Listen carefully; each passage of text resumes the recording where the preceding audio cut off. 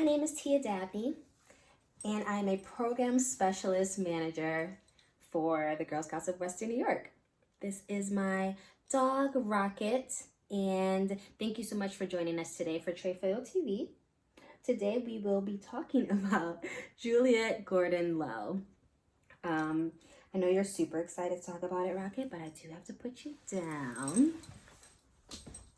Okay, so before I get started, just wanted to let you know that if you have any questions, please feel free to leave them in the comments below. And if you have any questions that's outside of the topic that I'll be covering today, please feel free to reach out to our customer care service at customercare@gswny.org. So as I move along with this topic, I'll be asking questions. So pay attention. I actually have one question to ask as I open up. So, Juliette was born in Savannah, Georgia. This is Juliette. But does anybody know when her birthday is? I'll give you a hint. We celebrate her birthday as Founders Day, if that helps you out at all. So, Juliette's birthday is October 31st, and she was born in 1860. A fun fact to know, her childhood home, was named a national landmark in 1965. So you can still visit it today. And I believe the Girl Scouts will throw events there from time to time too, which is pretty neat. All right, so Juliette came from a long lineage of strong and independent women. And she also had a really adorable nickname that you may or may not know. I'll give you guys a couple seconds to guess it. And I'll actually give you a hint too. Her nickname is the name of one of the different troops you can join. Do you know? So her nickname was Daisy. And she was known to be a sensitive, curious, adventurous girl with a great sense of humor, a huge heart, and concern for others, which I think you can think of a Girl Scout or two that has the same amazing qualities. So her interests included athletics, it included the arts, it included nature, all of which are pillars in Girl Scout activities today. So something that you may or may not know about Juliette, she got a lot of earaches when she was younger that caused her to lose some of her hearing. However, she did not let that stop her from following her dreams. In 1911, she met Sir Robert Baden-Powell,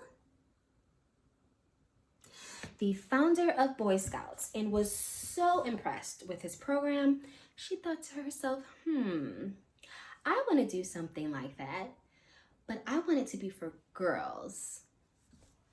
So, does anybody know what she originally called her program? It wasn't Girl Scouts, but it's pretty similar. I'll give you a couple seconds. So the original name was Girl Guides.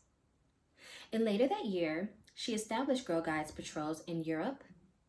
And then in 1912, she established the very first Girl Guide patrol of 18 girls in her hometown of Savannah, Georgia. Shout out to all of the Georgia Girl Scouts out there.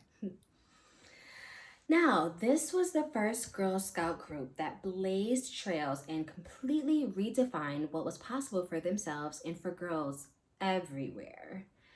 They played basketball, which was unheard of during a time like this. Any male-led activities or sports, girls were not really encouraged to join.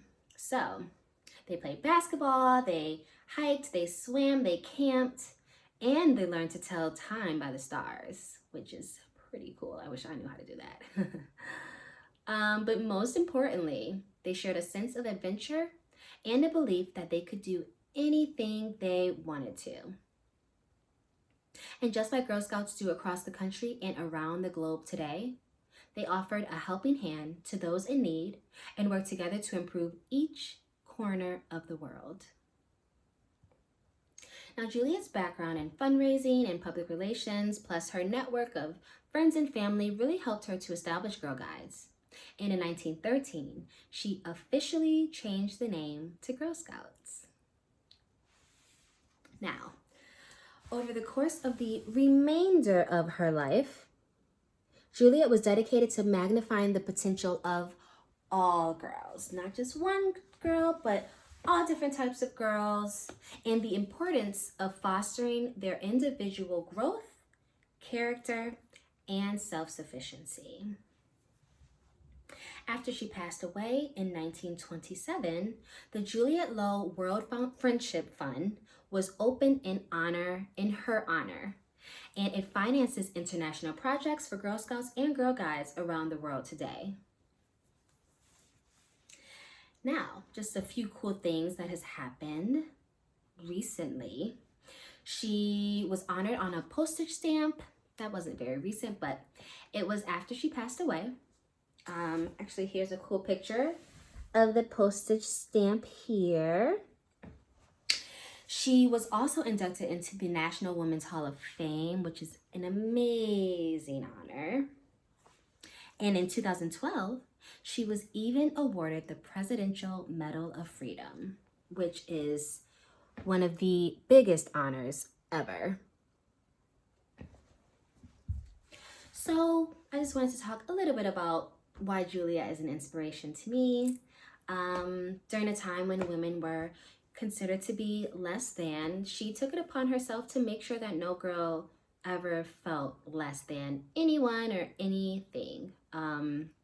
She really dedicated herself to uplifting girls and encouraging them to do and be whatever they could put their mind to. And I am just so grateful for her, because I honestly don't know where women would be without that type of encouragement. So I wanted to share with you my personal favorite Juliette quote. You can see it here. Sorry that it's backwards, but it says, "The work of today is the history of tomorrow, and we are its makers." So I really hope you were able to learn something new today about Juliette or about Girl Scouts as a whole.